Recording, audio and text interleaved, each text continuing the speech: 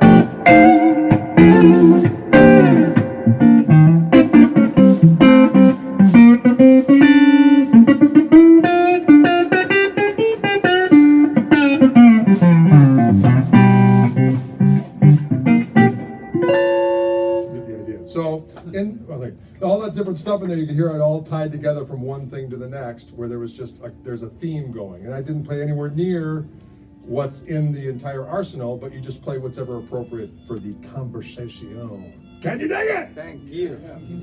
Another little, just a nice little lesson thing that I tell people as well is that, you know, one of the things that I love about playing guitar so much, electric guitar in particular, is the idea of bends, slides, vibrato, phrasing, that kind of stuff. And even though, you know, more strict jazz guitar players would probably have a problem with this, but for people who are into blues, rock guitar, or things that have involved bending, you're not afraid to bend, you're not afraid to add vibrato and do all that kind of stuff, is when you're playing, try not to play more than 3 notes without adding a slide, a bend, or a vibrato, and that'll slow you right down in a hurry. It doesn't have to be a strict 3. Oh my God, I may play more than 3. But what I mean by that is kind of like...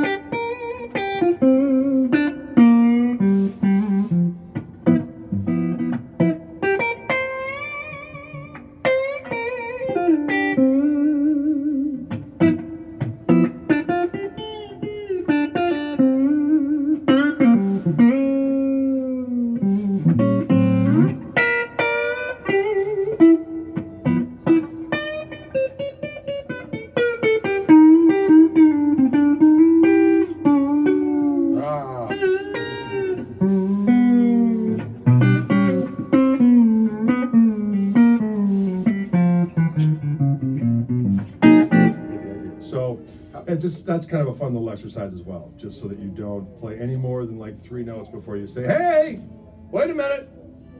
And it's amazing to me, it's like all the guitar players that I've always been interested in and listening to and continue to listen to are usually people that play with like a real identifiable voice in terms of vibrato and tone and phrasing and stuff like that. And most of them don't really play all that many notes at all.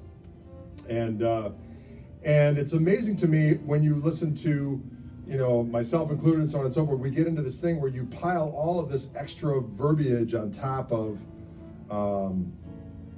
where you don't really need to actually add all that other stuff if you just play with more of a sense of vibrato and taste and tone. It kind of negates the need to have all that verbosity. Not that that stuff doesn't add a sense of excitement and so on and so forth.